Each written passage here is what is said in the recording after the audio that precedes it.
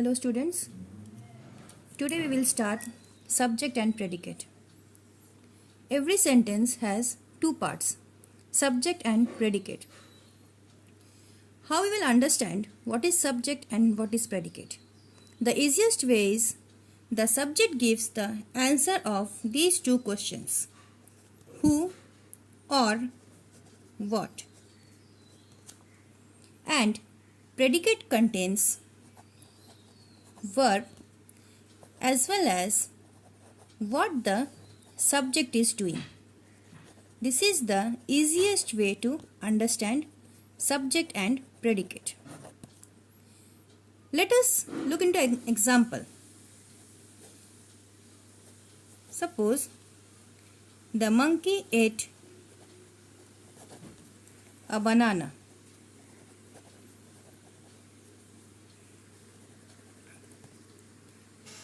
What we will do at first, we will have to select the verb. What is verb in this sentence? Obviously, ate.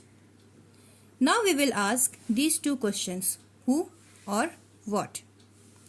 So, who ate banana? The monkey.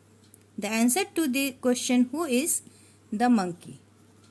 That's why monkey is the subject here. And ate a banana is our predicate. We should remember that predicate contains a verb and predicate tells us about the subject. What is the subject doing or what is the subject about? That is predicate. Now let us look into one more example. The dog was barking loudly. The same principle, we will have to find out the verb. Was barking is the verb. So who was barking? Obviously the dog. Hence the dog is our subject and was barking loudly is our predicate. So easiest way to understand, you will have to follow 3 steps. Then you can understand subject and predicate. What are those 3 steps? First, in any sentence, identify the verb first. If you will identify the verb, you will ask the question who or what before the verb.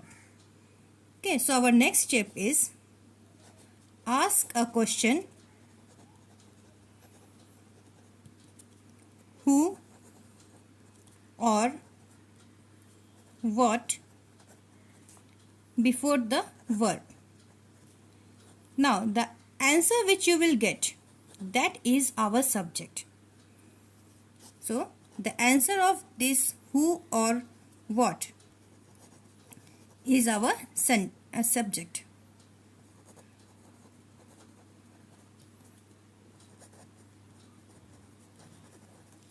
And the remaining part as well as the verb is our predicate.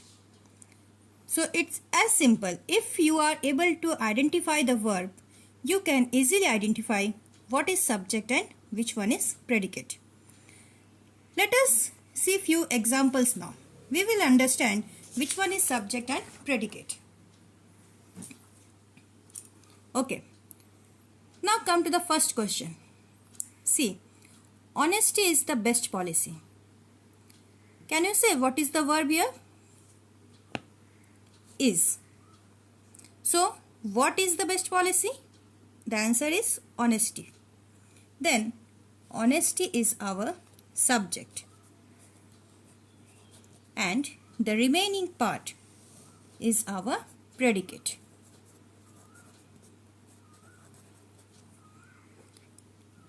Second sentence.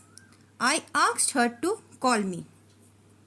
Verb here is asked. So,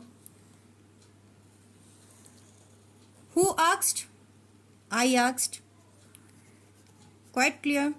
Subject and the predicate. Sachi is listening to music. Who is listening? Sachi. subject, and the remaining part is the predicate. Now, it is not always essential that subject will always come at the front. It may come at the last. It may remain in the middle of the sentence.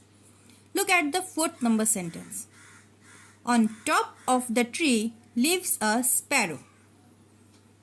Don't just skip on a decision that whatever comes at the beginning is the subject. It's a wrong theory.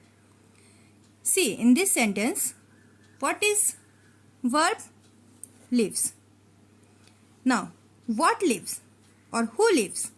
A sparrow. So, our subject is a sparrow.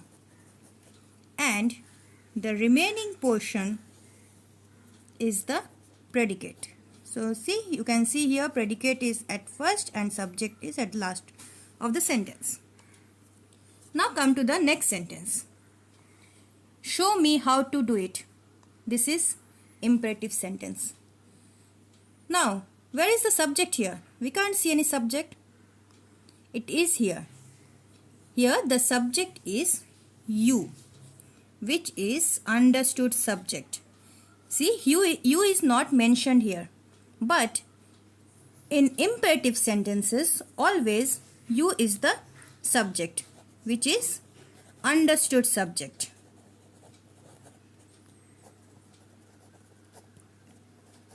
Okay.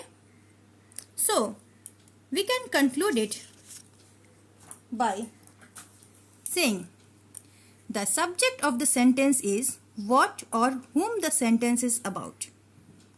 And a predicate is the part of a sentence that tells what the subject is doing or what the subject is.